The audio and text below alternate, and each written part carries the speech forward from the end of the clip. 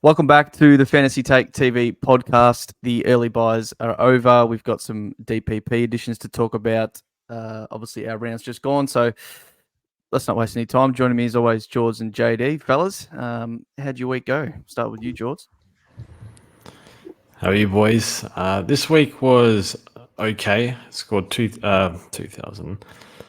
Oh no, I'm ranked 5.4k, and I don't have my rank in front of me, but it was under 2,000, so it was okay. I think I look at some other teams. I see Jeremy Sharp. I see your man Elliot Yo. I see Dan Houston, and I'm thinking like I've got other players in these positions who are nowhere near as good and more expensive. So a little bit. I don't know if tilted is the right word, but I'm considering bringing in Taylor Adams and McRae. I think that's a sign of being tilted.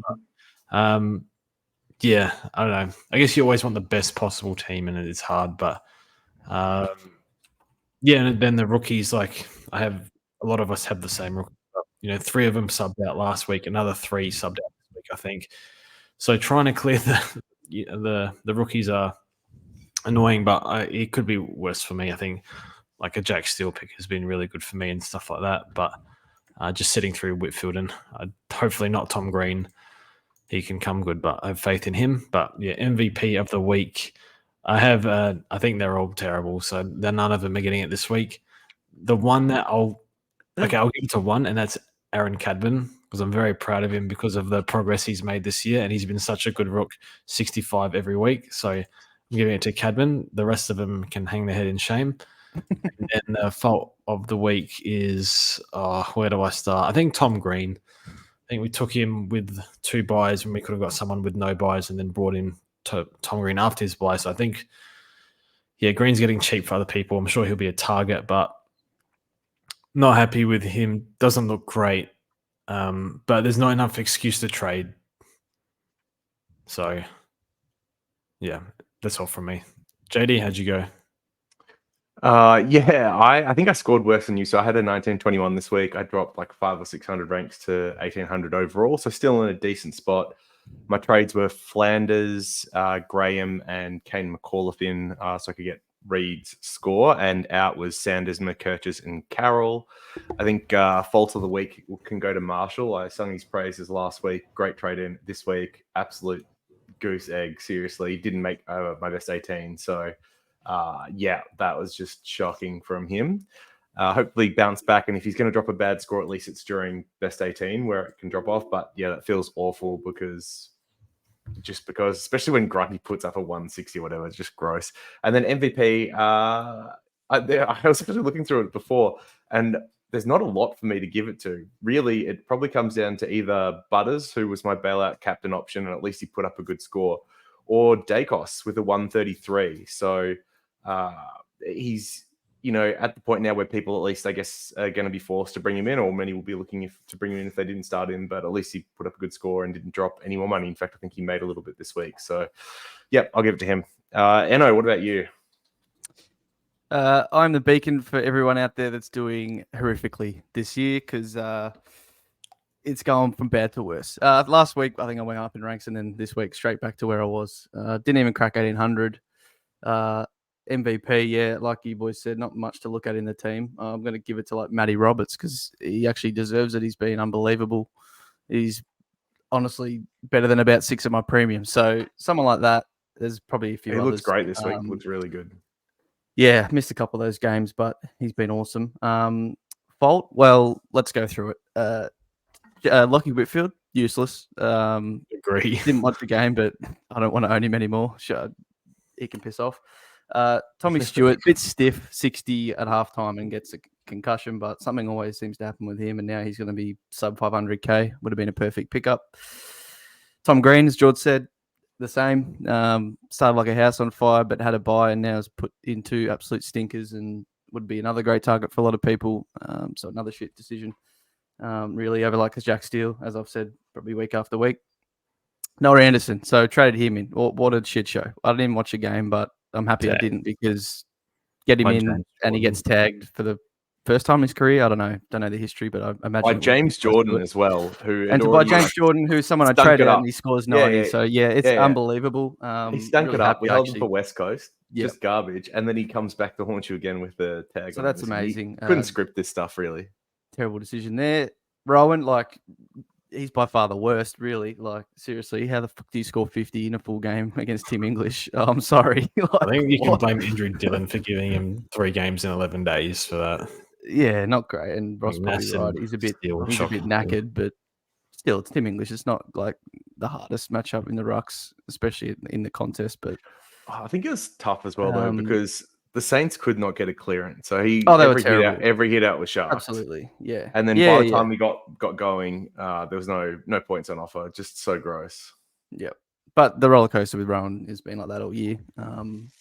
Do not get him in. I've said it. Do not. If you're looking at a target, don't do it to yourself. Trust me, you'll be more sane. And then, is that everyone? Yeah, I think that's everyone. So, I mean, terrible. Like the faults in this team are horrific.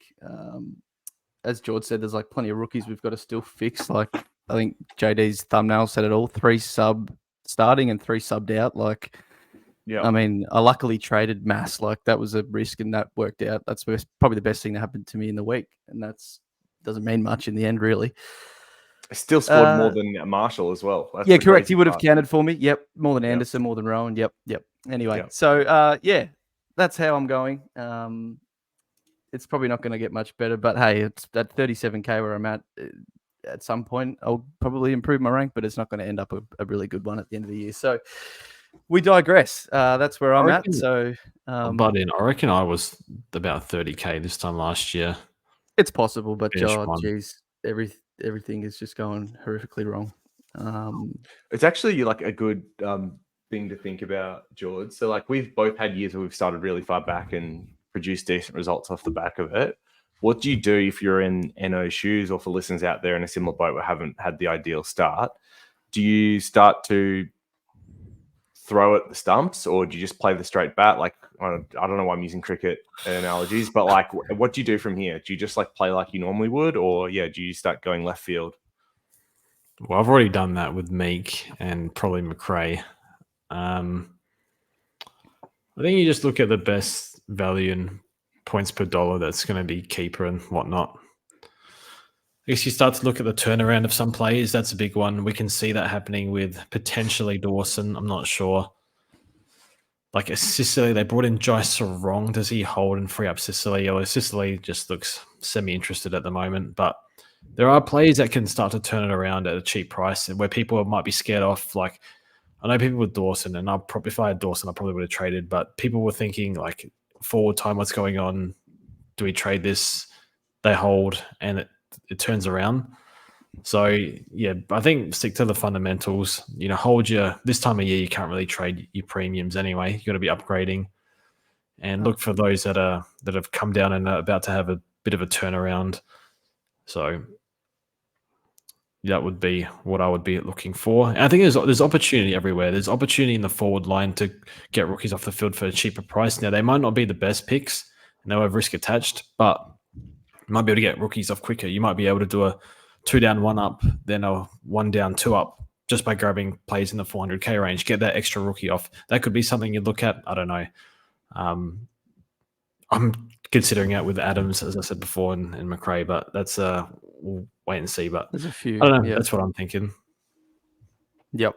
Yeah, there's a few we could talk about, which we will coming up. But that was just had to get a little bit off the chest. There's I captained Butters, so that thankfully, I think that was the second highest score on my team. So it's Harley Reid. Well, it was second to Harley Reid. So at least that didn't go pear shaped, because I did VC Rowan on the Thursday night. So could have gone worse. Some news, George. We've got obviously Monday night, not a lot, but a quick turnaround. So first game on Wednesday, Anzac Eve. So besides injury news, what have you got for us? Just a little bit of news. Obviously, injury list hasn't been released just yet. That gets updated Tuesday slowly across the day. But apparently, Zach Williams pulled up okay. Had a knock to the Achilles. I don't know if it's a cork or a knock. I haven't I don't think it's been said, but we can like you always worry with the cork because they can turn into. You look at like a Parish cork a few years ago, it turns into a soft tissue. So I don't know. It's a bit nervous on Williams, to be honest. So hopefully we get a bit more context. Hayden Young should be okay to play. I think it was WA Journo. Might have been Rhino. I can't remember. Yeah, it was him, I think. It was Rhino. Yeah, it was Rhino. Yep. So I think he was interviewing JL tonight. So maybe we get some more info there. But as it stands, the latest is he's okay. Sheasel potentially flagged to play up the ground in Clarko's presser. Whether that actually happens or not, I don't know. Obviously, they need to do something in the midfield. Not really sure what they can do, but that could be something that they look at. But they need probably. What happened in that game? So Comben, for anyone who went him, unluckily moved forward for the second half, and then McKercher went back to defence. So we don't know. I mean, we don't know obviously if any of that will stick. I can't see. They all sort of unlock each other, right? You know what I mean? Like, where Colby plays is like dictated by what they want to do in the midfield. Like, I guess Lazaro came on, right? Subbed on, he goes in there. Colby goes back. Common goes forward. It's like, what the hell goes on? It's actually a pretty crazy one as well because McKercher is at 250k with a 100 break even this week. So if he does go back and puts up a 70 or 80, he actually loses money. He's only about 20, 30k more than what he was. If Sheasel's locked into moving forward, plays well the next week, McKercher becomes a downgrade option next week, which is crazy to say. Funnily enough. I mean, I held him because I traded Sanders instead. I did. And thought hopefully he can go well, but obviously didn't. But yeah, that's a weird one, I guess. You could get him back in for all those who trade him out. Maybe if he gets to like 210k or something. Especially because he's got St Kilda in week 8, which give up a ton of points to half back. North are just going to chip it around. That's like pretty wild to think about because this is spoilers for some of the conversation ahead, but rookies next week look pretty dire. So it may actually end up being our best option. It could be a blessing in disguise, even though it would mean maybe trading Sheasel as well. Yeah. I actually quite like Lazaro. I know he has his limitations, but they keep subbing him, but he's scoring well. He has a crack. That's what you can't. With his points per minute. You could say about him. He has a go. Like he may not be. Worse. Yeah, absolutely. I mean, it might say more where North are at, but anyway, go on, George. Yeah. So Hogan and Tobias Green 1 week suspension. So Caddy is probably going to take Harris Andrews or something this week. They're challenging them, right? So yeah, they are. Yeah, we'll see. Green, there's no way he gets off. Like I think that is cast, and the Hogan one was behind play, so I actually don't see how that one gets off either. Yeah, weird. Two biggest forward targets gone.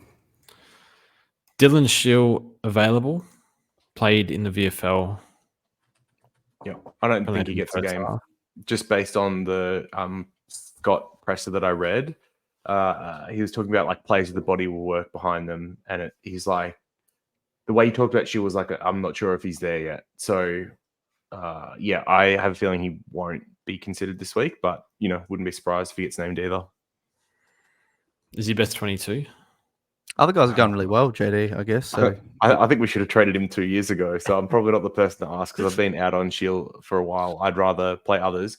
But at times when he was fit last year, he played a reasonable half forward role, actually. So if they did want to keep some of these other guys in the midfield, like a Perkins or a Caldwell, then bringing in Shield to play the half forward role for them could make sense. But he'd then have to push out like a Hobbs or someone else, which I'm not sure they'll do. So yeah, we'll see. But that form's great. Like if he's doing 20 and a couple of goals in the VFL, you'd imagine he gets a game at some point. Yep. So Reed and Perkins. Obviously, this is relevant for like a Caldwell if you're interested in him. But yeah, there were 2 to 3 last week. So you would hope.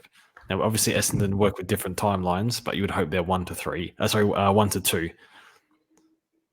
I mean, just so Perkins instead of Field, sorry. Reed. They'll be Reed. so cautious with Reed. They're going to be. How does Reed affect Caldwell? I think George just meant injury updates. Yeah. Okay. Yeah, no, I mean, Reed's still going to be 3 weeks away. He's been 3 weeks away for like a month now. He'll still be 3 weeks away. Yeah. Yeah. Now, obviously, Tom Stewart concussion confirmed, so a week off for him. Yep. Libba comes back from his very precautionary. I'm not even sure he was concussed, but regardless, they put him in protocol, so he'll be back.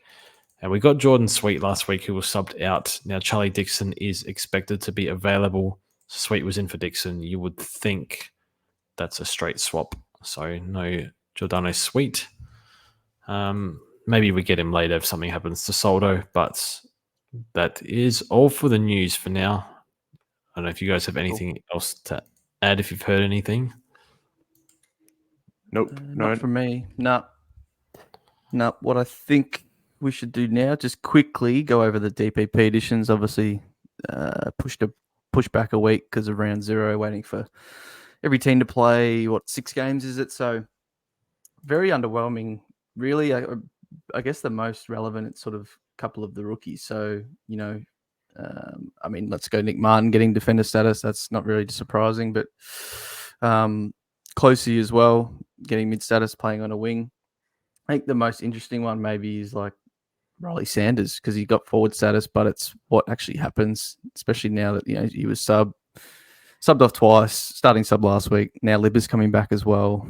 McRae's found a little bit of form, getting a better role, obviously, with those 2 out. So he's kept the forward status if you've kept him. So I guess some people might just, if you've kept him, be hoping he gets back in the team and they can sit him in the forward line.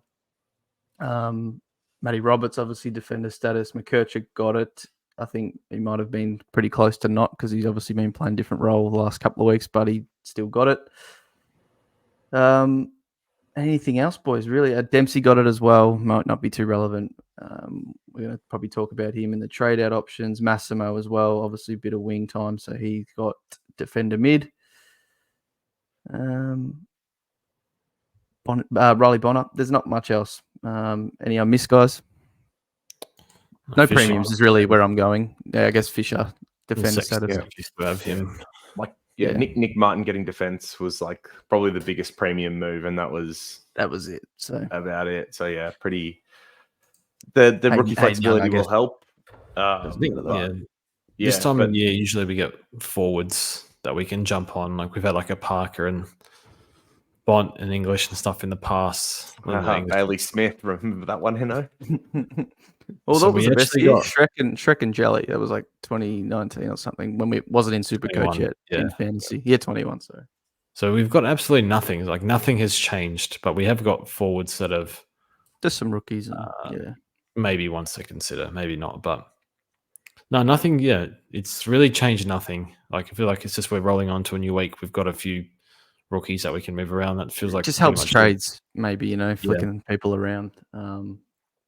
And I guess now no best 18 anymore. You can try and get the best 22 possible that you can field. So yeah, nothing too major. We'll see if it changes in another 6 weeks when we get the second lot. So we'll quickly now go to what I've started doing the last couple of weeks, which is just the sort of popular trade ins and trade outs, which I guess, it's only been 24 hours, but as we said, there's a game in 48 hours pretty soon. So I guess we can use this segment, boys, to talk mostly about the trade outs, because after this, we'll talk more about upgrades line by line and then some rookies that people are trading, looking to trade in. So whilst it's there on the screen, I think we take this chance to talk about players that people might be asking, do I trade them out or not?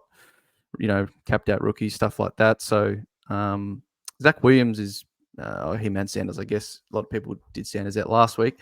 Number 1. So if he plays, I guess is the question, do you keep? A lot of money on his head, 327. It might help people to get an upgrade or a premium they like.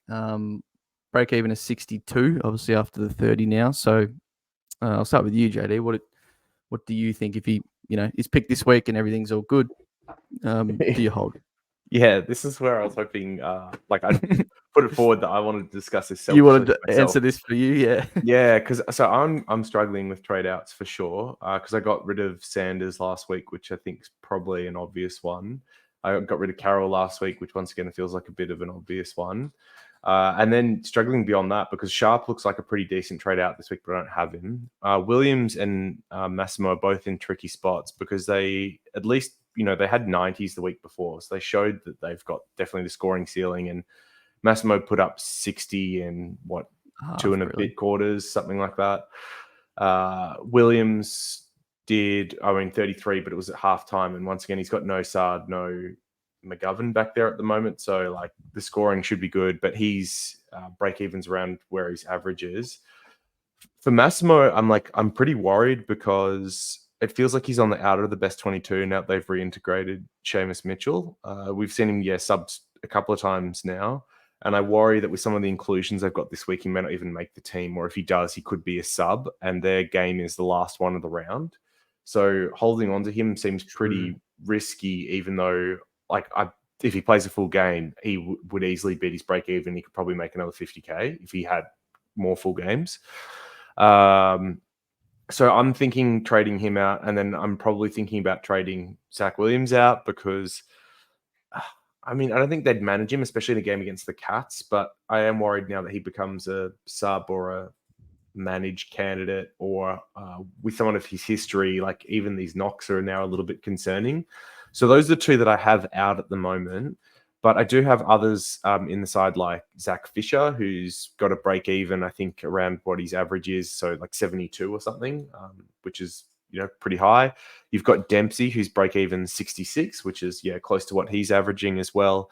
And then Cadman and Darcy, even though their break evens are in the 30s, I feel like they're one bad game away from being tradable as well. So I'm really struggling to prioritize who do I trade out because I think Massimo, for example, could offer better on-field scoring than Dempsey if he plays a full game, but I think there's risks with carrying Massimo that holding Dempsey doesn't have because he's, I think, clear best 22. So this is a bit of word salad here, but effectively what I was hoping that we could do is go through like who you think's a must trade out from this list, who you think you should trade out, and then if you don't have any of those, who you would trade out, and then who you definitely won't touch from this list. So like, is anyone a must? Is anyone you have to trade? I think Sanders is you have to trade out. Yeah, because there was no Libba last week, and even when he was subbed on, he didn't get CBAs at all. So like, I can't trust Bevo. His break even's 100, so I feel like he's a must trade out. Does anyone disagree with that? No, you got to trade him. You do. I'll only devil's advocate and say team sheets maybe say something, but it's going to be one of those on the bench in the five on the bench, and they don't play till Saturday night type of situations, and you don't know the role with Libba back and McRae on the team and stuff. Like if someone happened to be out, Harms is playing too, right? So maybe he comes in for him or something like that. We just don't know. It's probably I can see it coming good because we know what he can do and know he can score if he's playing and got a good role. But Bevo's just was it just a 1 week thing? Cracked the shit, subbed off last week, and we don't know how Bevo works. It seems like a few of his recent decisions have worked. Ballydale dropped him. He's in a really good form back in the team. Look, I'm just clutching at straws because Bevo, I don't think 95% think he shouldn't be coaching that club anymore, or at least make a change. They played Bailey-Dale at full-time half-back against the Saints with no Ed Richards back there because he moved him into the midfield. Like, of course, I'm not saying 170 points he means didn't he's playing play him well. into form. It's just a yoke. The fact he actually dropped him to start with is just a weird decision, but it is. Ed Richards playing midfield, I think you're right, you guys. 95, I would trade him out almost certainly, probably. You should have probably done it last week.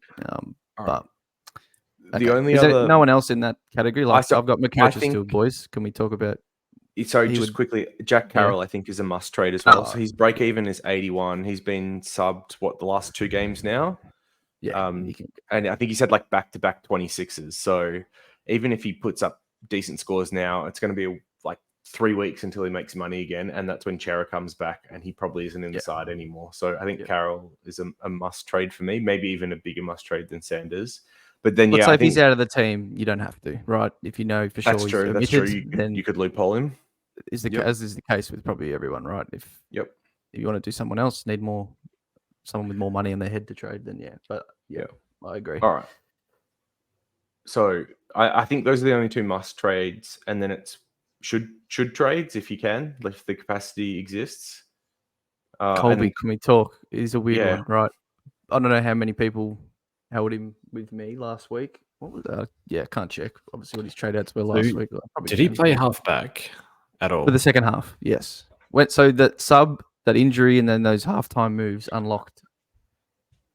He put Combin forward. Who got subbed off? Someone got injured. Eddie Ford or something. It was Ford. It was Ford. Yep. Combin forward, Colby to defense, and Lazaro on into the midfield. So it's a second half thing you can't read, like you can read something into, but as far as continuing next week, don't really know. But if he's playing halfback, I'm interested in keeping. That's obviously the truth. So looking at his DT score, he's after half time he scored. Don't look at SuperCoach. 3 DT. Oh wow! Okay. The game was dead though, so it's like you can't really. SuperCoach, he couldn't recover because he started with 4 clangers and the game was over. I think he'll be a pod rookie. I think you hold if he's halfback, but maybe we get some info during the week. It's another team sheet one, really, but yeah. So look, I'll probably look to trade others if I can to do it on it. Get upgrade done or whatever. Yeah. If you have him still with me, it's hard though because if you because if you don't trade him this week, you almost can't trade him. And if you trade him this week and he plays halfback full time, then you're going to trade him back in next week probably. So I kind of lean towards you just hold and trade some of these other guys in the same tier if you can. But he'll play all year. He might just end up a bench. Yeah. Just sit there all year. Yep. Yeah. Okay. Who's next?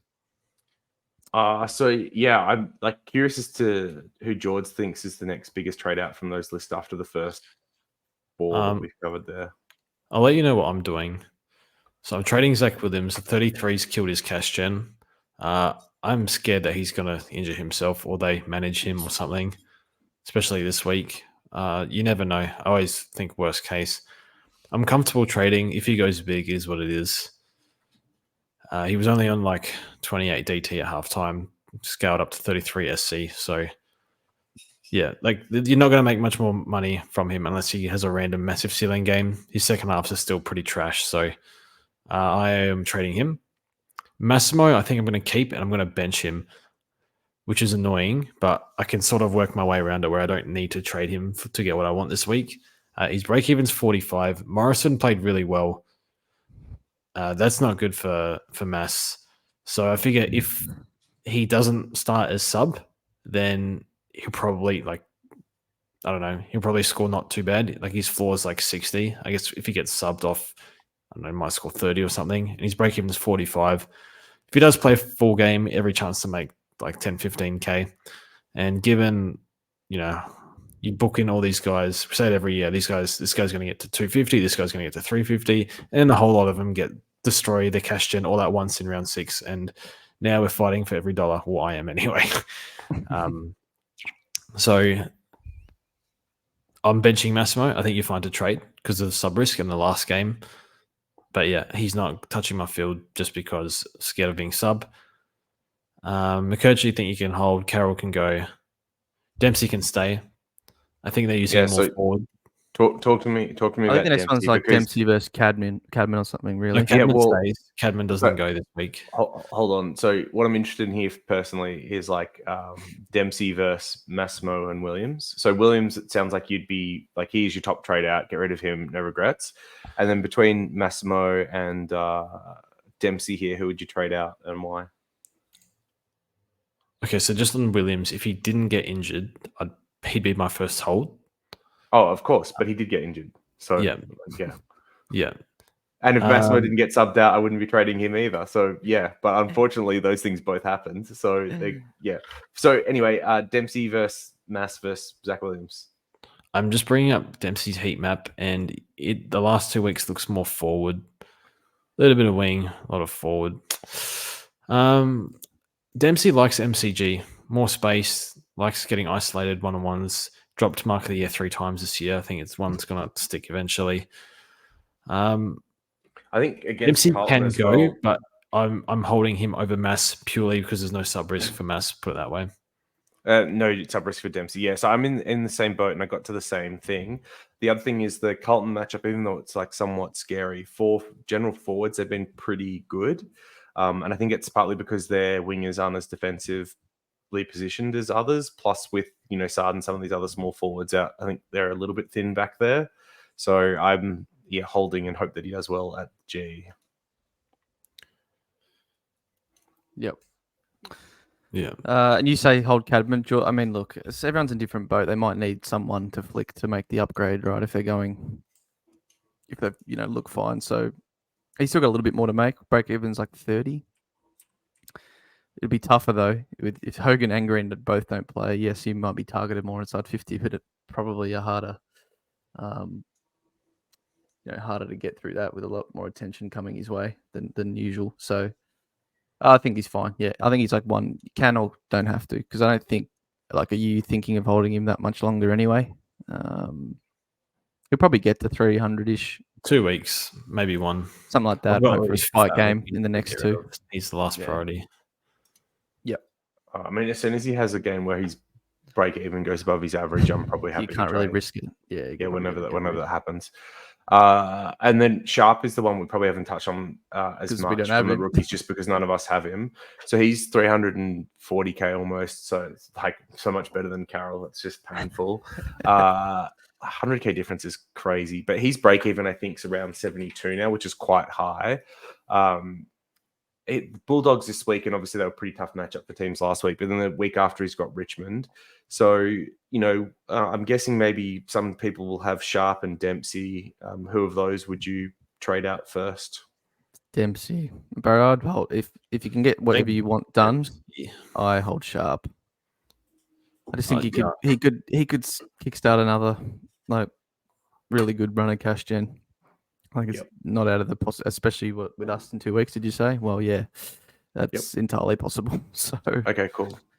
And then sorry, George. I was gonna say I think Dempsey, like just looking at his heat map, it was way more forward than all the other weeks this week. I feel like it's just gambling if he plays wing or forward more. It's torrential rain as well last week, wasn't it? So it was. Yeah, I'm maybe not as good for happy him. to hold Dempsey.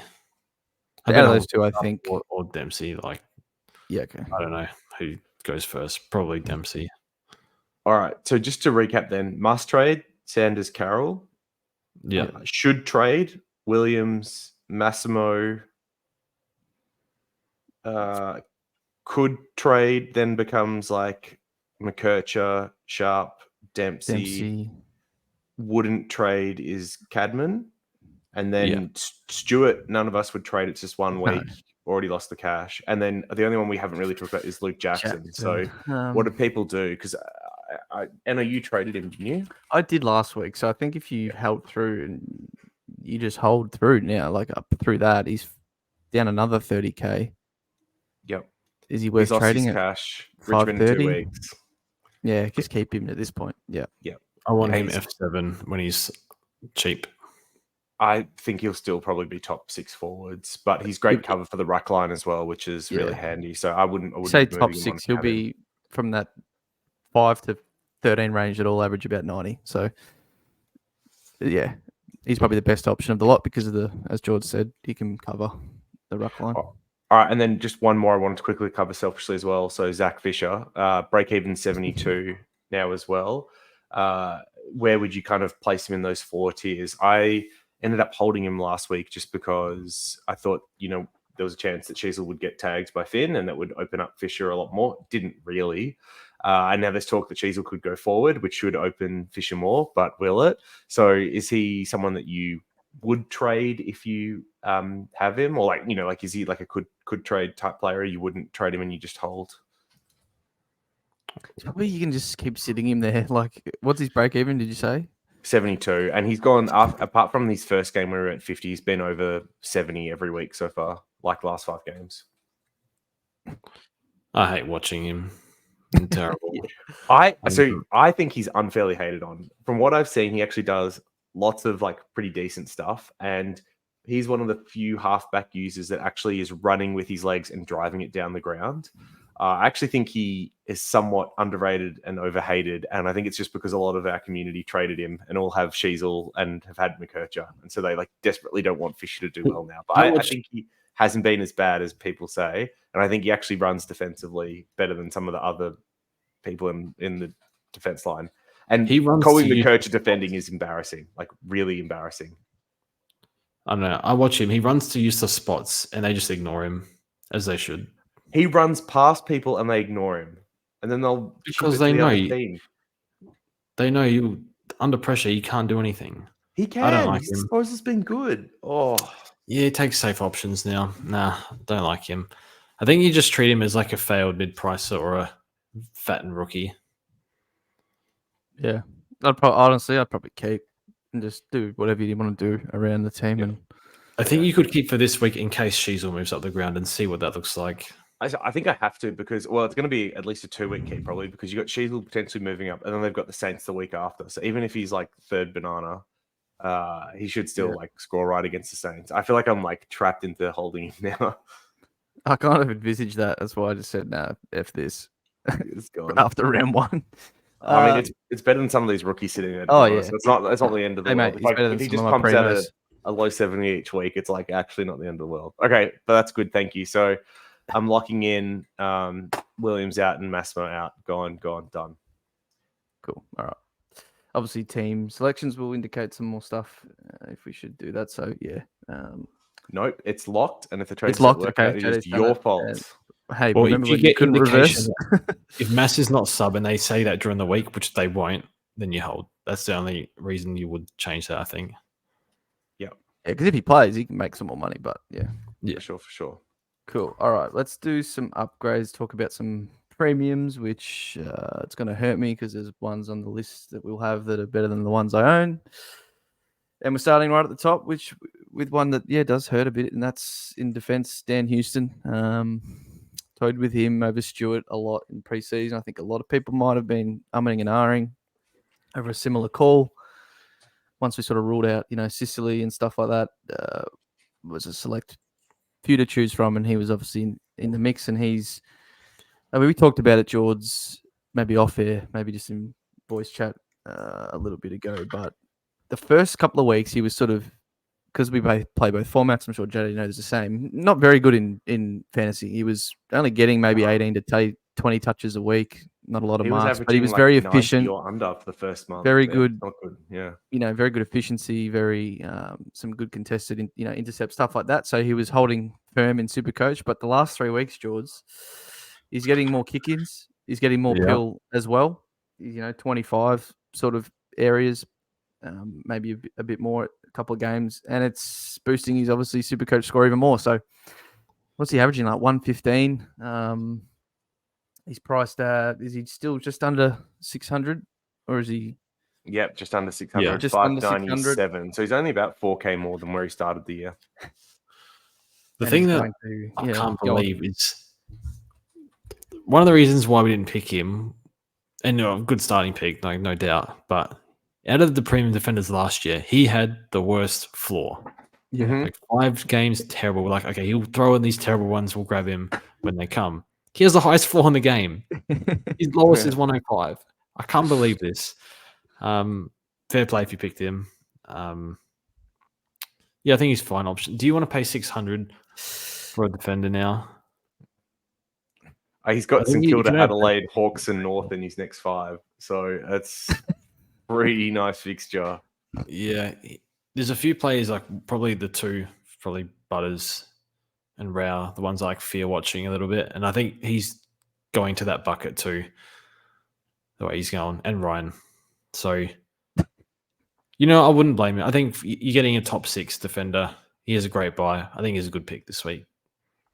Yeah, I think the hard part for me is like I'm at the spot now where I really only got one more place for a defender, and it's Dan Houston at 600K or Stewart at 500 in a couple of weeks, and I've probably just got to go Stewart, right?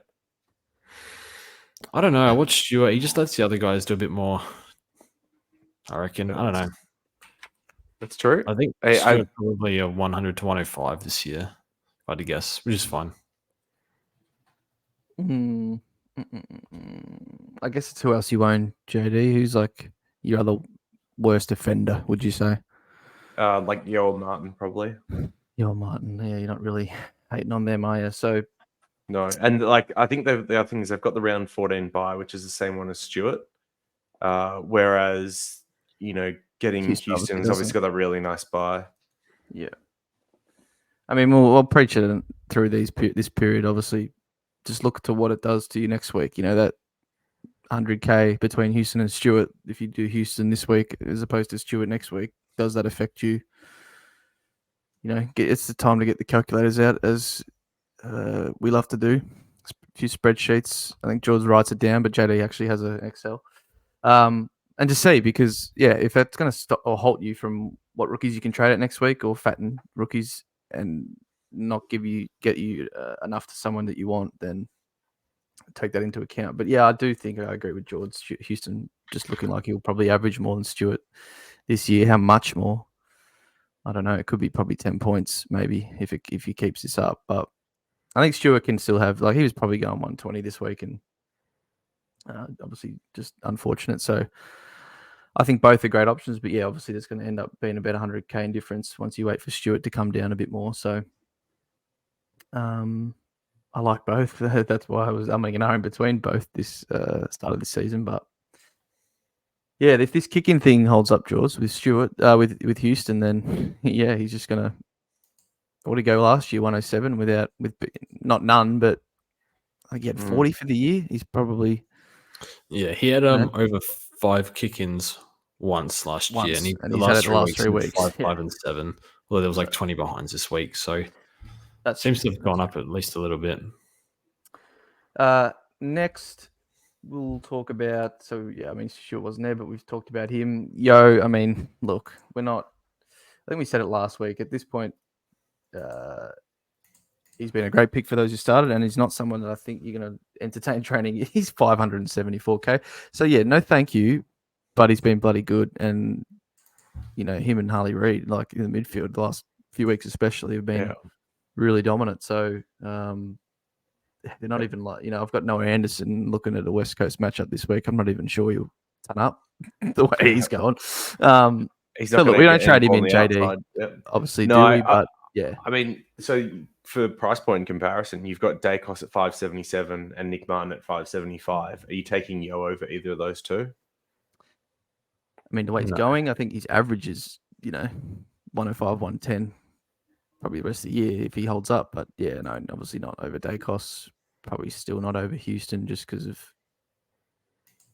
what we know with Yo. So as we said, you made your decision round 0, round 1. So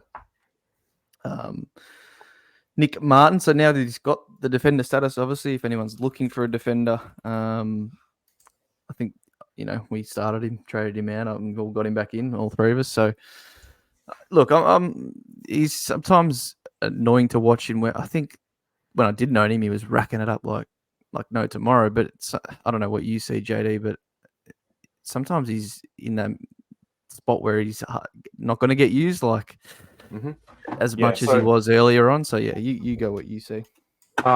When they transition through halfback, it feels like he doesn't hang back there to be part of that chain anymore. He's already shot off down the ground and positions himself in the middle of the ground. And I still feel like Essendon don't attack through the middle of the ground very well. So then he risks not getting used.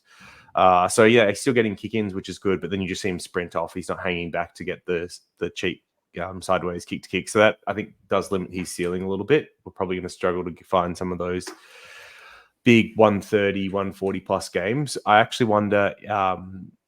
I really want Ridley to come back sooner rather than later, but unfortunately, he's one of the ones that's still a little while away because I feel like he's the other player out of the back line that could hit up Martin somewhat, frequently through the midfield. But yeah, I don't think we're getting the 140s Nick Martin anymore. I think we're getting probably a 105, 100 to 105 Nick Martin from here to the end. And so you think at his price, you'd probably look elsewhere? I think so. I'd rather what he is now. I think I'd rather of course, have yeah. All right, two that I think George would want to talk about is Sicily. I think, look, for me, George, I've sort of and not totally written him off for the whole entire year, but I know he's getting a bit, like cheap enough at a good price to trade in, but I'd have him ahead of Stewart, both at 510, 520k, whatever they end up. Oh, sorry, I've had Stewart ahead of him. I don't know. I just don't think he's in the greatest of form. I don't know. That's probably one of the only games I watched this weekend was the Hawks North. I don't know. Do you see anything? Do you still hold hope you may be a trade-in option, George, or you just? Yep, a little bit. I'm tempted when everyone goes Stewart. I'm tempted to go Sicily instead. What did you Got the see? Saints in 3 weeks. Yeah, we know how big he went last year.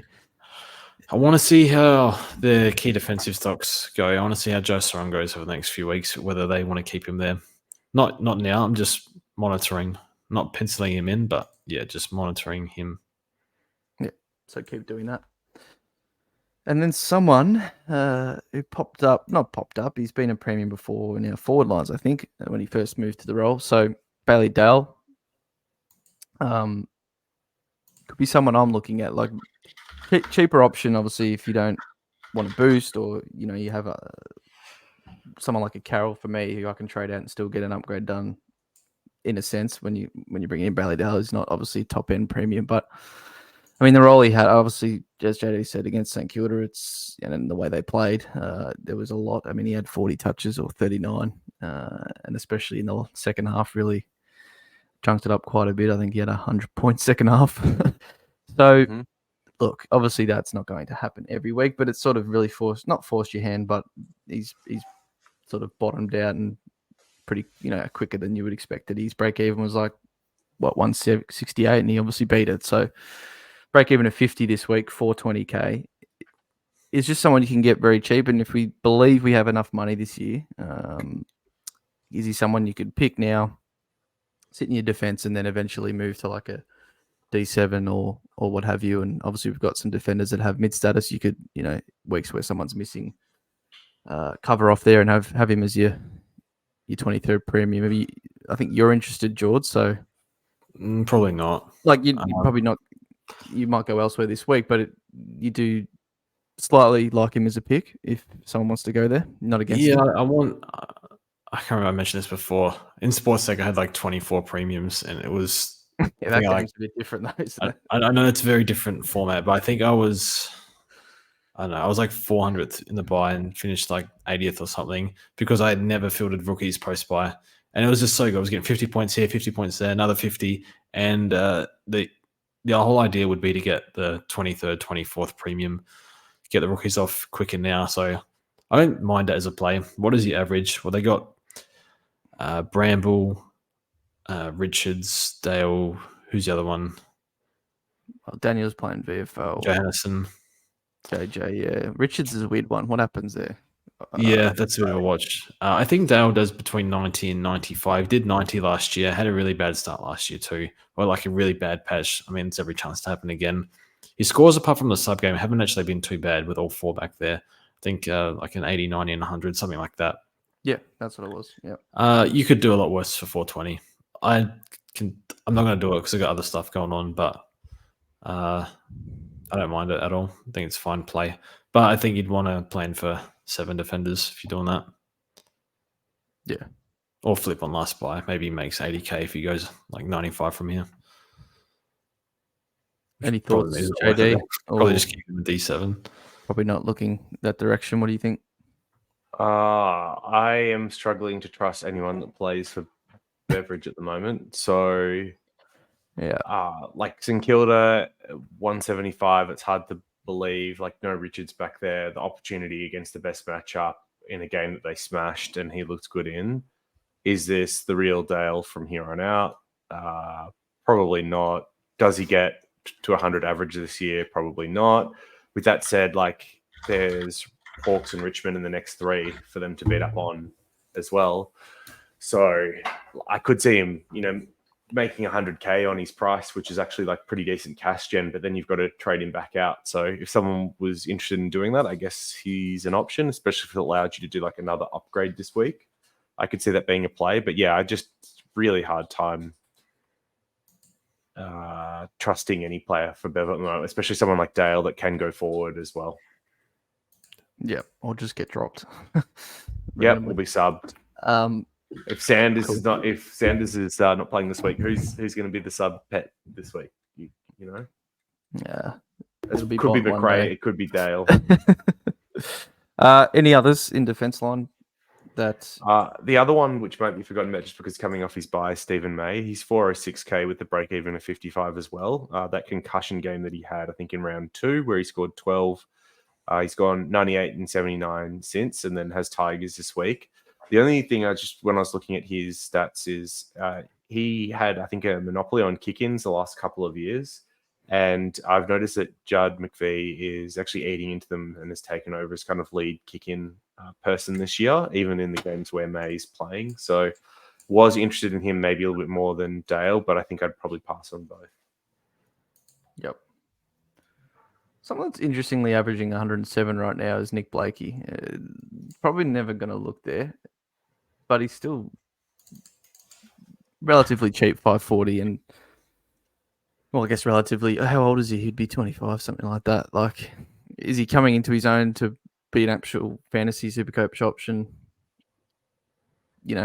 season long, or is he just more of in a hot patch? It'd be an interesting one to watch. Probably never going to go there, or not never, but not yet. But just surprised, not surprising because I think everyone sort of rates him as a player. But yeah, I guess one to watch. There's actually one other sneaky one, but I guess it's a little bit tricky. Is Daniel Rioli, who's 5'14" and coming off the bye. He's averaged 110 in his last 3. I think he had a poor couple of games to start the year, but has been hundreds since then in the last 4. With Short out for a period of time, is he an option? Yeah, long term, rest of the season, I don't know, but I can imagine him going pretty well in the midterm. Yeah, okay. So yeah, probably not, but yeah, there's quite a few interesting ones. Cool. All right, so midfielders. So what I was tossing up last week obviously was a couple here, and chose the one that scored 50 and got tagged. So Sammy Walsh, I should have just gone with my. No, I mean, look, it's 1 week. We know what the risk is with Sammy. Obviously, does he play every game from here without a rest? I'd probably still put my money on no, but he looks unbelievable, playing really, really well. So he's obviously now on the bubble, played 2 games, averaging 150, break even of 30. So 576 if you want to go there. It's probably this week or never, because you've probably made your bed there and said, I don't want to go there, to someone who's had some back problems. So I don't think anything changes here to what our opinion was last week or whatever your opinion was, heading in, because nothing's changed. He's playing well. I think we know he probably will most weeks if he's out there, but it's, do you want to go there? And it's now when he's 570 before he's 600 plus, and it's probably, not smart to do that. So nothing's changed, George. Did you need another week to know he's a gun of a player? He's going to be probably going to go top 8. Average, but maybe not points from here. I don't know. I think I'm just going to pay. I don't have Butters or Rao. I'm just going to pay the extra 70 for them. Yep. JD. This is a hard one, because I think there's 3 mids that I have that I'm interested in this week. And so Walsh is one of them. Probably my biggest comparison so far has been him against Dawson, who's 40k cheaper, doesn't have back problems, but he's got his own issues. And so I was hoping for a bit of comparison talk here. How comfortable are you with taking the risk on Walsh this week? Because on your trade-ins, the graphic you had before, he was clearly favored over Dawson, which is pretty interesting to me. So Dawson's 45k cheaper or 43k cheaper or something like that. How are you comparing these two? Because I think that's going to be they're the 2 cheapest obvious mid trade-in targets this week. I assume a lot of people weighing up that decision. Who do you pick and why? I would go Walsh. Okay, and why? I don't trust Dawson this year. I don't know why. I don't understand his first 5 weeks. I think his role's improved a bit more floating back than the forward line. Crouch is coming back. I don't think Dawson's like a great, like he's good, but he's not like a top 8 level stoppage player. He gets a lot of good points around the ground, marking, kicks inside 50, which has been bad this year for some reason, but was good on the weekend. I think he's fine. You can do a lot worse than him at M8. What does he average from here? It could be 100. It could be 110. I don't think he'll be over 110. It could be, but I don't think it will be. I'd probably go Walsh too and just risk it. I don't know. I think Dawes can go, about 110, 115 if everything goes absolutely right and perfect. Like on the weekend, he kicked 2 goals, had a heap of contested possessions. They drop when Crouch is in the team. Contested ball, yeah. That's probably the one that does. And that's your flaw. But in saying that, his kicking was so bad where he does get these points from. Like, that's his point of difference, right? But yeah, when that's off, it's off. He probably would have scored like 190 if Rochelle didn't drop a sitter. I mean, he's had 150 Dream Team, so like it's not like it was berserk out of this world. Yeah, his DT's not too bad this year. Like, his DT's been good. In theory, someone like Dawson scoring 155 Dream Team or whatever it was should be going 200, really. So, I mean, this is the interesting thing. In DT, Dawson's averaging like 2 points more than Butters. In SuperCoach, Butters is averaging like 35 more than Dawson. So, something's going on there where his ball use and stuff hasn't been great, but he actually has found enough of it to score well. Which is why I think like people are maybe discounting Dawson a little bit too much. And we saw a role that worked well from this week, and both coaches and the coaches' votes gave him 4 points.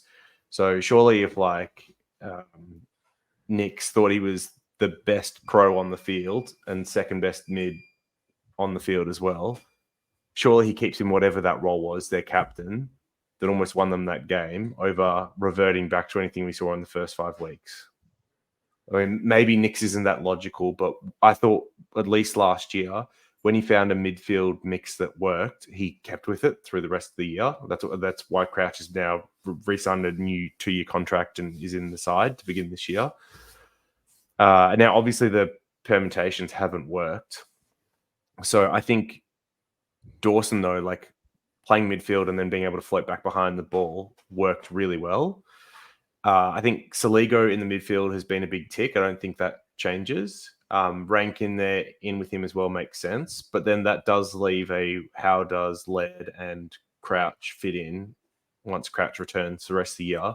Is there a world where Laird just gets completely moved out and it's Dawson, Crouch, and one of Saligo Rankin at each stoppage, with like Laird pushing up from half forward or something like that? I think it's trending that way. It was the game against Carlton when they had all the players like Crouch was playing. Laird did not start in the CBA, and he was benched in the last 5 minutes when the game was to be won, which says to me he's moving down the pecking order of preferred mids. I think rank and CBAs will drop. I can't see him getting 60-70% every week. He's too good of a forward. Mm-hmm. Crouch probably gets like 60, I reckon. And then Saligo gets max. Well, Crouch just gets whatever CBAs occur when he's on the ground in his 65 tog. That's what it is. Yeah. I think Dawson CBAs are reasonably safe. He's far and away the best player in the ground. Like, I don't know. The Crows to be at their best, you need to facilitate whatever it needs to be to have Dawson playing like that. Not that most weeks, but close to that. You know what I mean? Like, if they're going to win games and be good, you need that. Like, halfback, he can do his thing. Forward, he creates an option if it's not going well, whatever. He'll probably get thrown there at times in the fourth quarter. It happened when we had him last year. Like, it will probably happen at times. But to be the best version of themselves and him, he needs to be in there and doing what, most of what he did. So look, JD, I'd probably still go Walsh because that's just my personal opinion, and I love watching him play. We know his role, blah blah blah. The back's the problem, but I still like Dawson as well at the price. Like, it's pretty good for what we know he can do. Yeah, all I feel like going it's well. tricky as well because for me, I think it's one of these and not both. So I'm basically picking one and then I'm done because You're looking I at don't have track. You're looking at Sarong, who's 613k Yeah. and has that great buy, and their runs, pretty good from here to the end. It's a lot of mids, only 8 Yeah. spots. Yep. Yep. So Sarong and then Petrarca probably in a couple of weeks as well, once that bad score is filtered through and he's kind of high 500. So those two are kind of the next obvious targets for me. So I think it's only one of Dawson and Walsh. The other negative on Walsh, I think there's two things for me that stick out. So one, last year when he returned from similar issues, he started off pretty hot and then seemed to fade as the year went on. Now I know the difference is that he's actually had a full preseason for the most part and then only missed a small block this He got time. another injury, didn't he, too? Back into I think something like that, yeah. And then hamstring. while everyone's quick to point out, including myself, that Dawson put up this big score without Crouch, there's no Chera and no Doherty in that side. Now, obviously, Doherty's not returning, but Chera is. And I do wonder if that then affects Walsh in some other way that we, don't understand. I guess it's a, big if. But I think Chera's due back this week or next from memory. So, yeah, I don't know. Does that weigh into your decision making at all? Like either of those factors for Walsh? What have they been splitting it with? We know their 4 is Walsh, Cripps, Hewitt, Chera, and then they're splitting it obviously with Carroll, who we've had as a rookie. Walsh will be in Kennedy. those CBAs. Those 4 will be the 4, right? Once they're all back and playing. Mm-hmm. And they're just probably the guys who rotate in or have been just fall away. Like Carroll, obviously, probably out of the team soon. Kennedy, he's been playing that sort of forward role. So I'm not worried in that sense, I don't think. I would just see it as Walsh was that, 55% CBA last year. It's probably going to be 75 plus this year. So he probably would have done though once Chera returns. I think so. I think so. Whose CBA is he taking? Rotation. Hold on, but whose CBA is he taking? Because they dropped last Hewitt 2 weeks. Last 2 weeks, Walsh was 80, Cripps was 80, Hewitt was 75. Who's giving up their CBAs? Because you can say he takes Carroll and Kennedy. Well, that's what I'm saying. So look what 40%. Carroll, Kennedy, and I don't know. Look at the Holland's finals add up to. Probably that like that. But Chera is a 75% CBA mid as well, and was good there last year in that role. I don't know. I just look at what you play the game, JD. It's those periphery guys, right? That 3 of them that take up. I'm not even worried about Chera with Walsh. I doubt Chera's moving Walsh. Whatever it is, I think. I guess you can play Cripps more forward, but I don't know. Cripps and Walsh be main too. I just think it's those 4. It's those 4, and it's just whatever. Obviously, where they all fit. Tom and Grant obviously is what will matter, right? And what's it been? 80 these first 2 games back, 80s. So I think there's obviously concerns as the year goes on. Can he hold? Can he hold up? Will he get managed? We don't know. So that's a risky take. Everyone knows it. We probably don't need to spend any more time on it, but some other mids that people might be looking at. So I think Took, some people looked at last week. Obviously him and Anderson. I think Took just butchered it a lot, right? So he found it. He's been doing that for 2 years. But that's what he does, and there's been games where he does it, and you really scratch your hairs out of your head. So look, he's going to continue to do that. Look, Took's been an all right starting pick. I just don't think I'm interested at his age and what. Obviously, when Anderson's not tagged, what Rowell and Anderson are doing, it's not like when they were 20 years old, he was number 1 dog. Now it's clearly not him. I think was his best year 22 or 21? 21 I think regardless, but I guess 21. Regardless, he was averaging up at 80% CBAs. He's down now at low 70s. And you've got Anderson and Rowell, who I think, even if you don't think they've gone past him, they're at least now at his level. So I just don't see Miller reaching the heights. And I would prefer Rowell or even a cheap Anderson probably over Miller at this point. Yeah, so Togg's the other thing. Is Togg's is lower too than what he used to run out the game, play 90 Tog in some games, at least 85, 90. It's 75, 80 now, so that obviously hurts as well. And then LDU, who some people obviously started of maybe still holding, which obviously I think has been the right call. Ignore. He looks awful. But man, we're not. I wouldn't want to trade him in. He's really cheap, obviously. that's a great point. It's a great thing to look at. 516K for someone who started the year at 630. But I don't know, the way he's playing, the way North look right now, and not like they looked any good last year. I just don't know.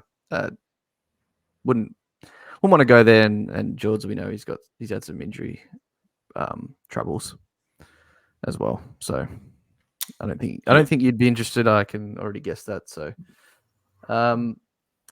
this is what I was talking about before. Who's going to turn it around? It looks like the best candidate is probably Dawson, but I honestly don't know with him. Like I can't really. I don't know, so I'm not going there. Yep. Any left of field ones? I mean, I don't want to talk too much about Noah Anderson, but now that he's dropped this 50. Petrarca 620 his Tigers this week. Yeah. His Tigers dropped like 4% for what it's worth from last year. So just a quick question here. Like I think Walsh and Dawson are the two obvious cheap ones this week, right? And we've had a decent discussion on those. But then for me, it's like there are some guys in the lower 600s, which would be Petrarca and Sarong, which both I think are guys we'd probably have in the top 6 mids from here to the end of the year, and are probably close to their bottom. Maybe a little bit more to give. Maybe you could wait a week on Petrarca or a couple of weeks on Petrarca. But would you prioritize a Sarong or a Petrarca this week over one of Dawson or Walsh? Because and just like I think my thinking here just quickly is Caleb and Petrarca I can both get next week for about the same price, or maybe like 5 or 10K more. But for Dawson and Walsh, I feel like it's with their break evens, you go this week or you just like miss them. Yeah, it's like do you go one this week and then next week get the 600K guy, and it's probably it's not probably track, but it's I'm thinking my upgrade cadence for the next 3 weeks. Can you do both 600K guys? Yeah, well, I'm thinking it's one of Dawson or Walsh this week, done. Next week it's Sarong. Week after it's Petrarca. That's like my next 3 weeks of trades, I think, locked in. If you can get that done, yeah. Yeah, well, I don't hate that. So getting the cheaper guy this week helps you get those two guys, obviously. Which would be Dawson. In the following 2 weeks. Okay, yeah, because he's quite cheaper. I don't hate that. And obviously, you got to look at your midfield. They're like 3 guys coming in. Are they your last 3? Yeah, it's fine. No, I've got that's where I'm weakest at the moment. So yeah, that's fine. We can add a few in. And then there's Tom Green as well. So obviously, if you're not an owner, he'll be 5, 30, 40, something like that in 2 weeks' time as well. So I think the challenge is that he's got that round 12 bye. So yeah. Actually, I think even with 4 weeks still to go, you just get him in as long as you're okay for that round 12 bye. Yeah. Damn, that's crept up on us. So how cheap Green's gotten? Yeah, back-to-back 70s or 80s will do that to you. Yeah, that came quick, but yeah, no, the buys second ones actually aren't too far away. But yeah, with 4 weeks left, you'd still get him if he's 530. It's like too good to pass up. Any others before we move on? Oh, I guess the only other one on which I'm sure, like Bont, I guess, is getting towards the bottom of his price cycle for anyone that didn't start him. He's got a 171 break even this week, but then the 73 rolls out and he'll have Hawk, Richmond in the next 2. So if you don't own Bont, then next week he makes a lot of sense and kind of like the lower 600 range. And then Zach Merritt's up at 650, but has a 156 break even now. So I guess we were like salivating over that West Coast fixture in a couple of weeks, but given West Coast have actually been pretty competitive from a midfield perspective, I think you might even wait until like round 10 when it has the North Richmond back-to-back now. So you could potentially wait 3 weeks on Merritt and hope that he gets down maybe another 30, 40K from where he's priced at as well. Should we waste a minute on what happened with him in the second half or not? Don't. No, he was getting intention, so that he moved forward. It's happened. Hang on. Did he move because of the attention, or did he move because he flagged this in preseason? We'll give the kids a bit more of a run. They're going really well in the midfield. All right. So the close games on the line against Adelaide, and you A, move Merritt forward untagged, or B, keep him in the engine room. Like, surely he was getting attention for them to move him forward and leave the other guys in there. Surely.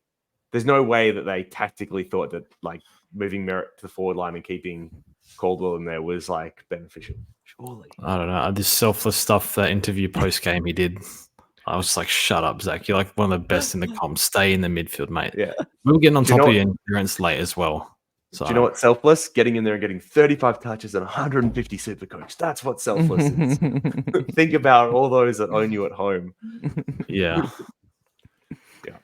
Yeah. Look, we'll move on. It happened in the game there a couple of weeks ago or whatever, as well.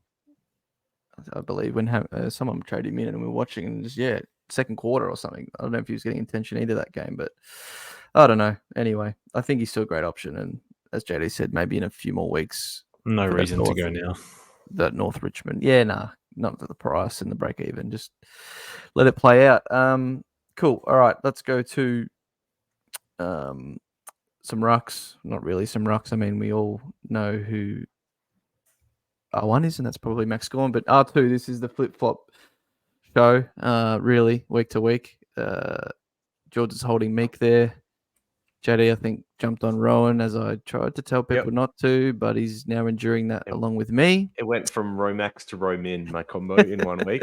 So I guess the best person to ask here is George. It's like, you're looking to upgrade Meek. Are you more interested in getting English or Marshall, and why? And that's what I asked him last week, and he said Rowan, and now this week, I don't know. It depends on what week you ask. And all of a sudden, the R2 is actually Grundy on average. Oh, mate, Cherry. Should we just get Cherry in at whatever I think it is? if you've got Cherry, you've got Grundy, you've got English, you've got Rowan. I know it's you actually guys... painful because I would have started Gorn and Cherry if it wasn't for Grundy's round 0. That would have been my combo anyway.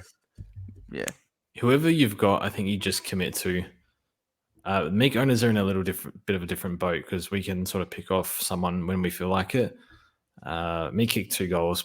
One was pretty junk, but regardless, whoever you got, I think you just keep. I know you guys are Rowan owners, probably frustrated, but I know we've said it a few times, but that's a stitch up their fixture. So I think it's just a write-off. Wouldn't worry about it. And Rowan's, I think he's still a shot at being R2. One of the problems is we can see, like, look at Sherry, he's so physical and strong in the ruck. Maybe that's just the new rules, but sort of benefits those types in the, not as brute force English Marshall. But we've got to remember their strengths are their extra mids, and no one's been floating back, taking intercepts better than Rowan.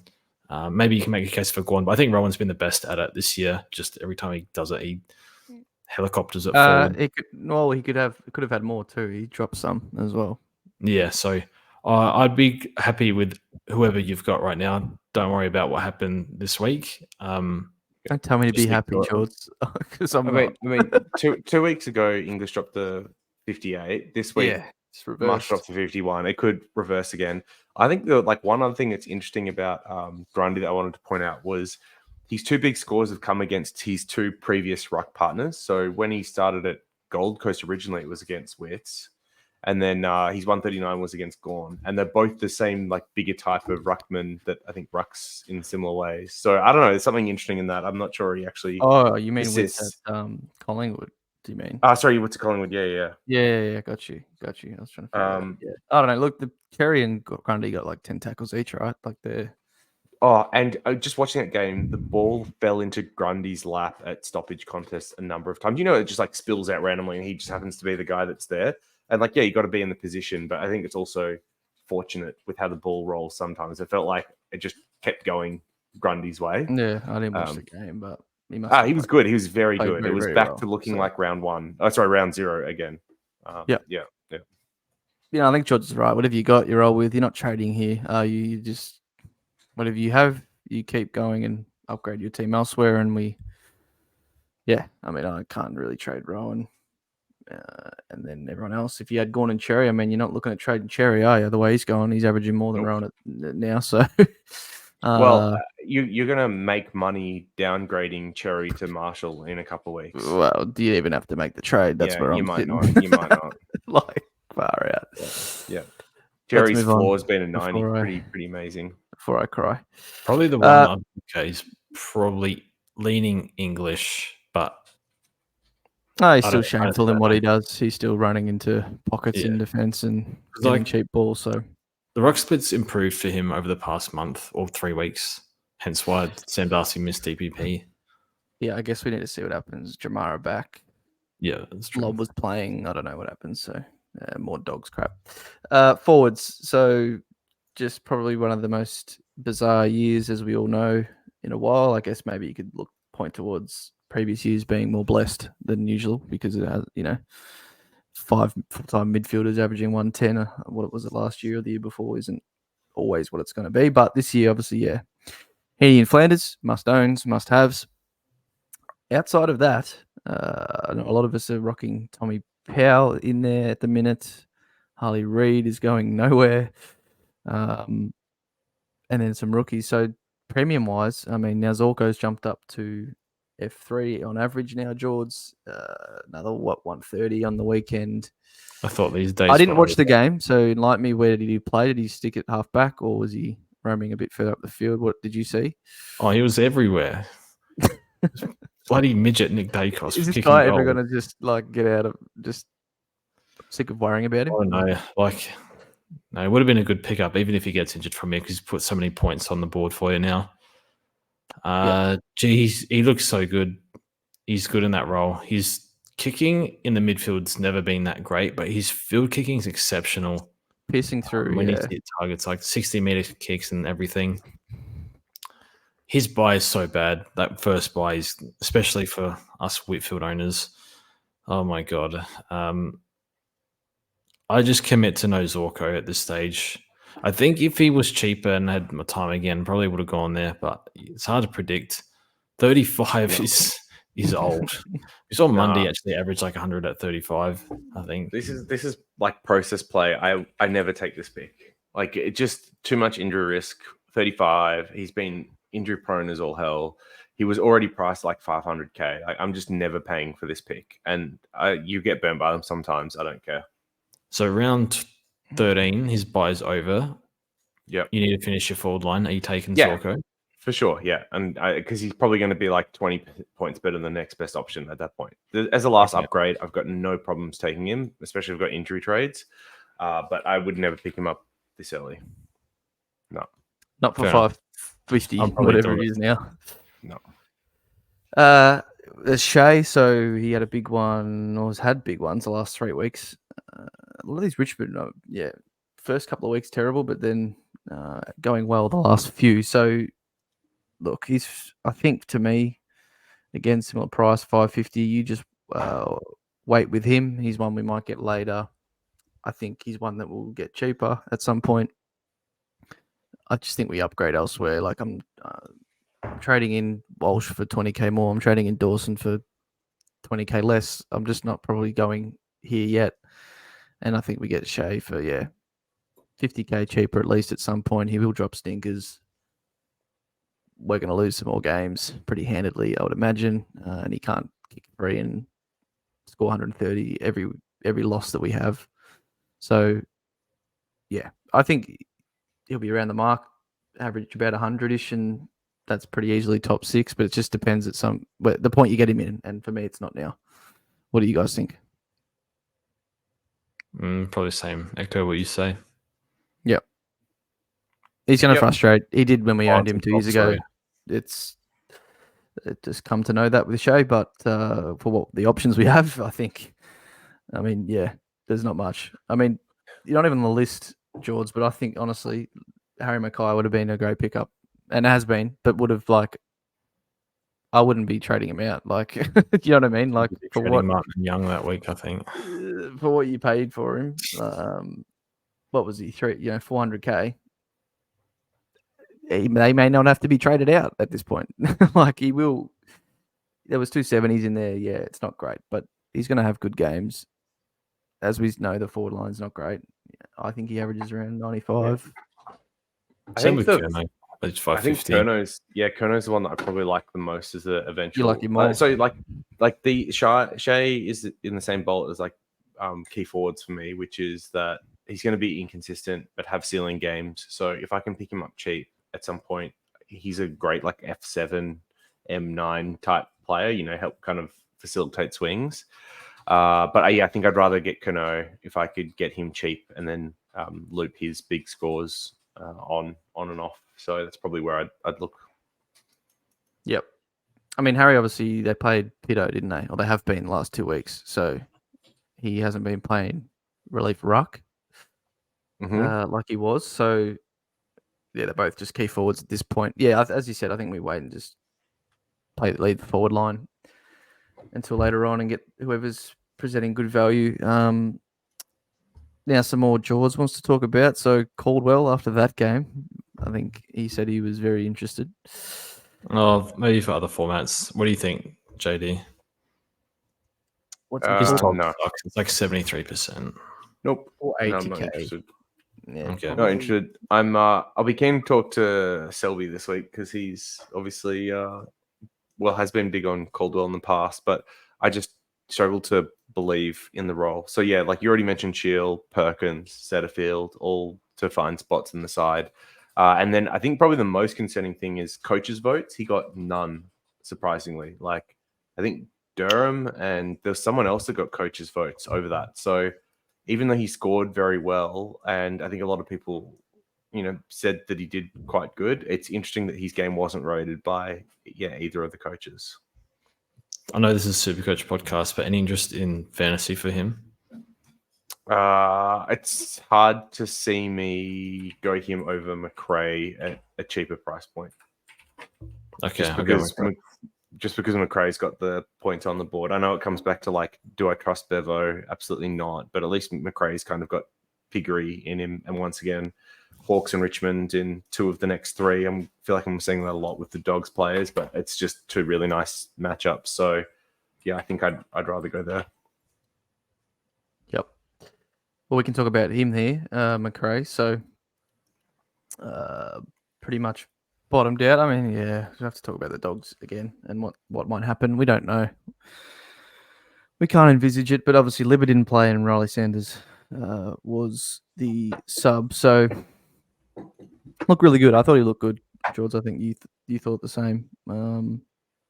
As an avid McRae watcher, what's going to happen though? Like, well, I don't know.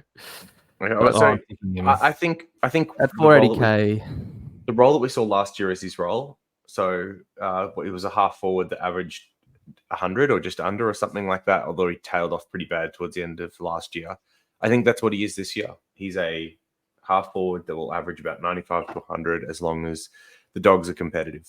And Bevo doesn't stick around with his role, which can't promise that this year. But yeah, that's kind of what I have him pegged at. It's just the extra risk now is the Bevo factor. Yeah. Yeah, I'll bring him in. It's a bit of a punt, to be honest. I think we know that, but there's 2 things I like. So one was Bevo's comments in the presser was like, I think we found a role for McRae in and around the bowl. Obviously, that's not going to get massive CBA. Treloar's playing all right. Bont, Libba, can't move them. Sanders out of favour a bit. Now, if Sanders could start getting 35 in that VFL every week and McRae underperforms, then I can see that swap happening. But that's just hypotheticals. Riley Garcia was okay. I think more half forward. Used it pretty well. He's getting like 40 in the VFL game. I think McRae, they'll back him in, and I'll back McRae in to perform. 480K, low break even, get forward rookies off the field. I am taking that deal. Now, interrupted preseason is always bad. I think every forward is got issues. So this is part of why I don't want Walsh. I don't want durability risk mid or forward. Sorry, or mid or defense. I'll take it in the forward line with players that have lowish break evens, like a McRae with a 60 break even. Also, I remember watching SuperCoach with DR's video with a track watcher from the Dogs, and he was saying that McRae played through sore ribs last year. So maybe that's why he tailed off so bad. And he had a really good hot patch last year. Maybe that can happen again. I don't know. But he looks good. 130 DT is pretty good sign. Like, that is hard to do in the forward crop. Not many can do that. So, but yeah, Libba I'm sure affects him a little bit, but I'll take 95. I think he can do more than that. So yeah, if he gets subbed or dropped, then I'm screwed. Is what it is. Such a hard one, but I don't think you need to go there. I think it's just a risk that I'm willing to take, though. Okay, so would you go McRae over Dawson? 50K difference. Yeah. You'd go McRae over Dawson? Well, I think Because Dawson I already more, know the but mids forward. one. The And forward. Dawson's not one of them. Interesting. Okay. I think I might do McRae, just something I need for my team. You going the game of the Sammy? weekend. I don't think I will. It's going to suck when he made goes so my- well when you have him. made my bed with Noah, mate. So we will see how that plays out. But yeah, that could be really. Noah will Especially, I think Noah will be okay. He'll get like a be fine. They go back up top and play in the slop and yeah.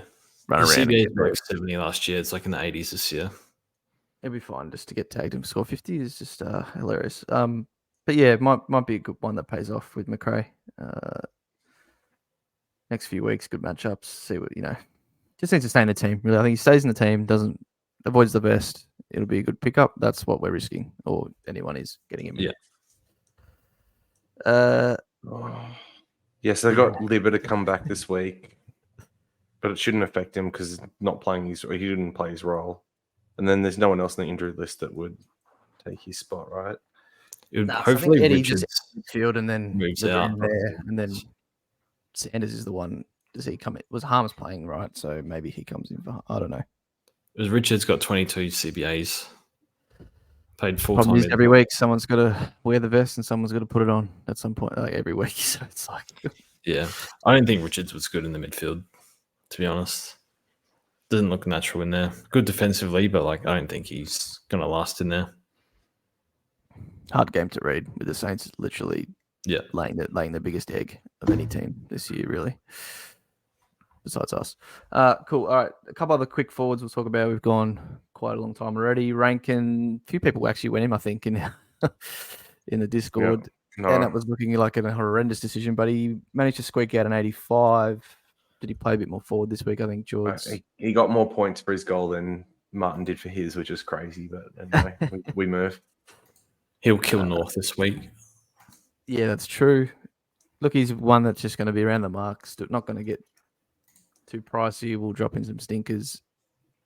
I think he's one you can just take a swing at later on in the year as the forwards unfold. And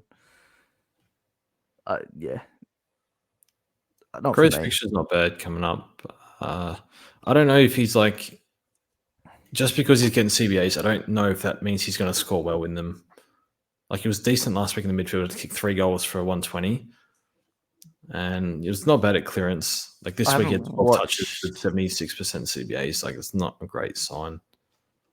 What have you noticed, George? Is it a midfielder CBA or is it the dusty CBA where you attend the centre bounce for some spark? You piss off back forward straight after. He does drift, like you can see it. Like a stoppage will be around the ground, and he'll just be lined up in the forward of the stoppage. It happens a fair bit after just being in the centre square. Like yeah. So it's just one of them. Like it's obviously more chance for points at that centre bounce, but it's not midfield for the next 5 minutes after it, is it? Oh, sometimes he goes. It's kind of both. Sometimes he'll. Yeah. Okay. But yeah, probably more forward half midfielder. It's hard to read as well with the pros midfield at the minute. And then Adams, who you put on here, George. So didn't watch the game. But wasn't he on a huge score early and then? Yeah, he held off completely. Didn't score for like a whole quarter's worth. Basically, got a pretty bad. Copped a knock. Yeah. Oh, okay. I'm probably going to take him next week. Wow. Probably going to be like 450. His break even's 80, I think. George has been broken. He's like, injury prone guys, give him to me. He's feeling the forward line out. So what did he go? This is what I want to do, and like every time I make a plan, it turns to shit. But I want to get like 24 premiums. So then when these forwards do their hamstrings for 3 weeks, I'll just cover them post spot. Just rotate them with each other. Yeah. The hospital bed. Just you're in and you're out. I was impressed with Adams. Now Parker comes back this week, so give him a week. But I thought it was really good. First game he came back, played a lot half forward, then they subbed him out precautionary. Yep. There's a very good chance against the Hawks this week he gets subbed out for precautionary reasons as well. I'm thinking about it. I've lost the plot. The biggest. I think so. I think the price in the forward line. Hold on. So there's one forward we haven't talked about, which is Harley Reid. So this is. I not, mentioned him off the top. I said premium. Like Flanders, Oh, Heaney, yeah. Locks, Power. We've got just keep for the Okay. moment, and then So- Harley Reid. He's not going anywhere. So for anyone that doesn't have Harley Reid, would you trade him in This this week question. at 394k Nah. over these other No. guys?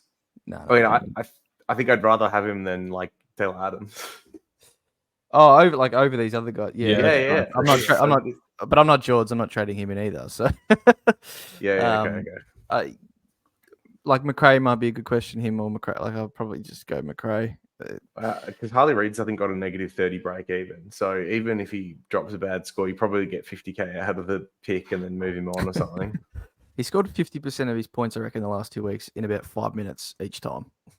Yeah, I think it was a concern about the Frere thing. He was on like -3 up until like just before quarter time. Yeah, something like that, and then 80 by then half. just absolutely Absurd. crushed it. Absurd. And then second half, he didn't really do much either. Yeah, just scaling, easy win. Yep. Change the game really. Yeah, not getting him in. I don't think if you traded out or didn't start. Just assess at the buys.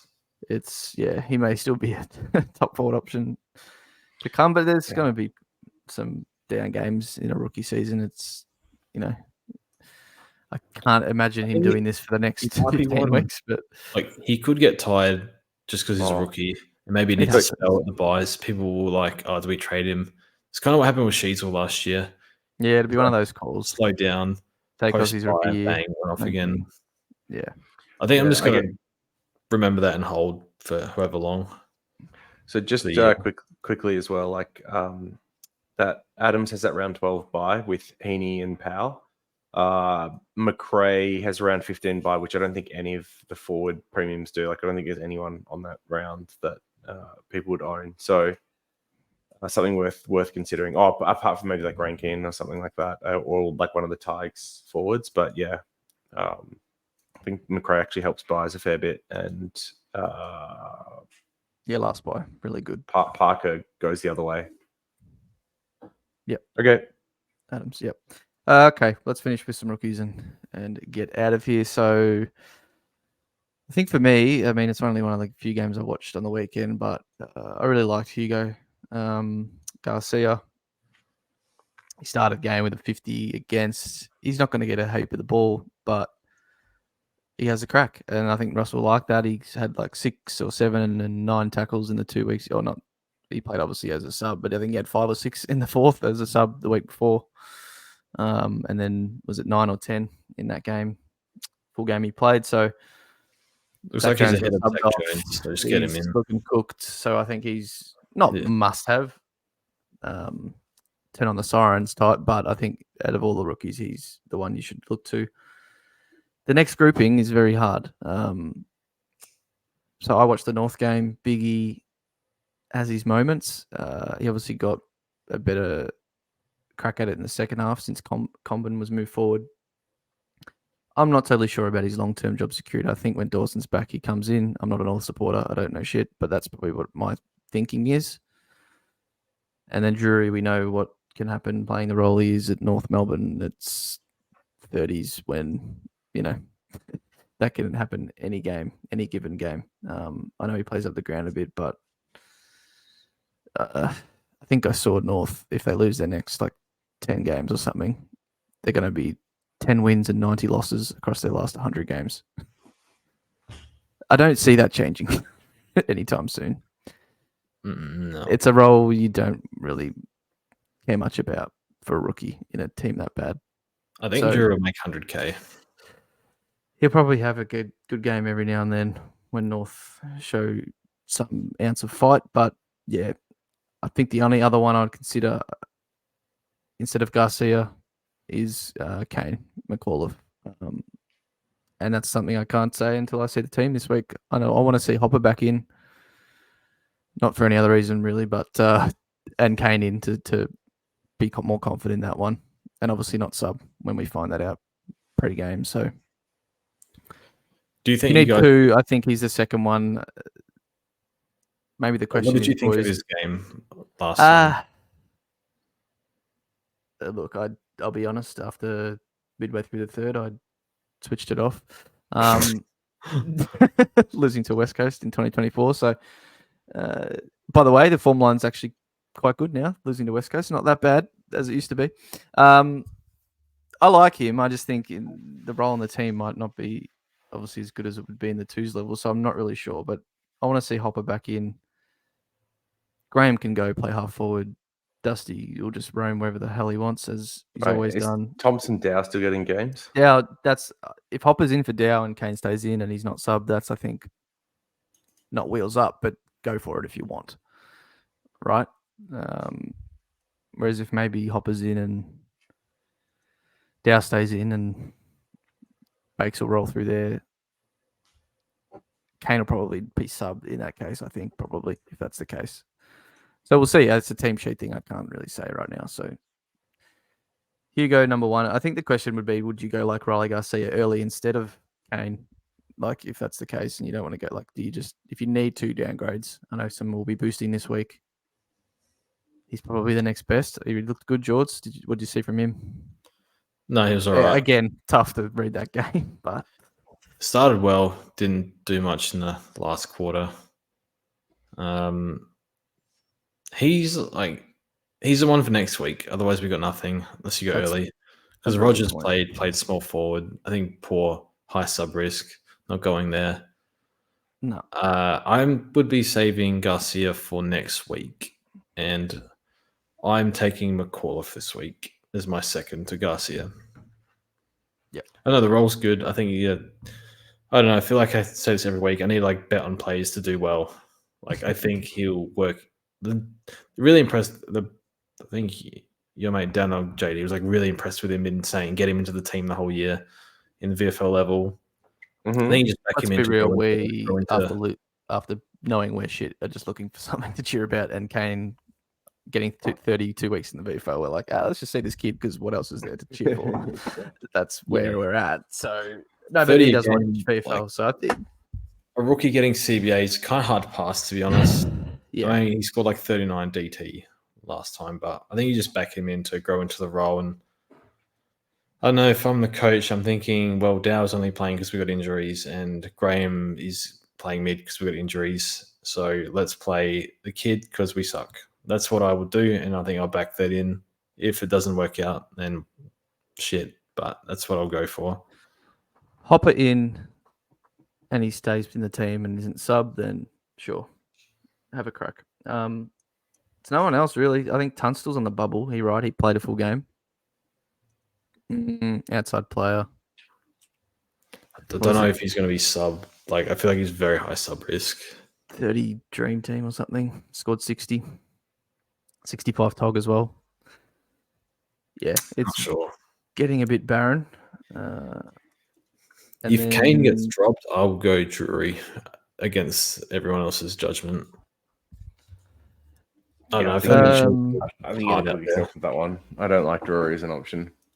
No, me neither. But I think there's just not much. The worst if Kane doesn't come through. And he's like job security wise, I'd have him more chance to stay in the team than Biggie, I think. Yep. I think it's probably Drew's where you go. biggest positive. Yeah. Cool. Anything else? There's not much rookie wise, which is getting a bit scary because there's a few guys on the bench not doing much either. We desperately need some debutants this week. Desperately, because to use boosts, we need 2 rookie targets. We don't have 2 next week. Which is, I think, part of the reason why McCurch comes back into considerations, because we're really hoping Riley Garcia plays a good game and is a viable option. Otherwise, I just don't see anyone else that we're getting excited about at this point. This is why I'm grabbing Kane this week, Kane McAuliffe and Garcia. I just feel like I just got to grab what's there and hope it works. Yep, you can't skip. You're not getting Garcia. Please, everyone out there, like there's just not that much on the horizon to go. No, I'll skip him and get someone else. You got to get him. So, I think you're right, George. Maybe Kane, if he's in the team, you just take the risk that he gets a go. Cool. All right, quick captains. This has been a long one. Spread out week. So, Gorn VC, Anzac Eve, Acos Anzac Day, Merritt if you have him. And then Bont, I think, has a very nice history against Freo. Mhm. Usually beats up on their smaller midfield, but maybe with Hayden Young in there these days, they might send him to him. I'm not sure whether that has an effect. I don't know. Probably not. And yeah, anyone else you guys like? Probably just Gorn And VC. then say what you'll do. Go on VC, yep. Probably like Merritt or Heaney or something. Probably Heaney against Hawthorn at MCG. Last game of the round, yep, that as well. I've got gone into Heaney at the moment, but Bont is the only other one I've really considered. Okay. No love for the Dacos and that day. No, he still hasn't like put together a full game for me. Yeah. So Yep. Fair enough. I think he's stealing has been 135 this year. Gorn's put up like 180 twice. So I'd rather VC Gorn, and I don't have faith in Dacos' C. The only other one that I thought was like kind of interesting is Butters, who I don't think has the best track record against the Saints, but I don't know. I just get the feeling he could go big this time around against them. Maybe it's because outside of Steele, that midfield drops off pretty heavily. So like Rosie and Butters should be able to like run rough shot, and Steele will end up being on like a Wines, Horn Francis, Drew type. Yeah, true. The amount of mid support got compared to St Kilda. Yep. Cool. All right. Let's wrap it up, boys. Thanks everyone for listening, watching, wherever you are consuming. Good luck this week. Longer week, obviously. So, yeah, game starting soon, which is nice. Teams tomorrow for the first game. Yeah, we've never asked for this, but give us a like, give us a rating on whatever podcast platforms are on these days, George. Spotify. I think we're on Apple. I've never opened that app, but it should be. But no, yeah, appreciate you guys. Join the Discord as always, and we'll see you on the next one. Cheers.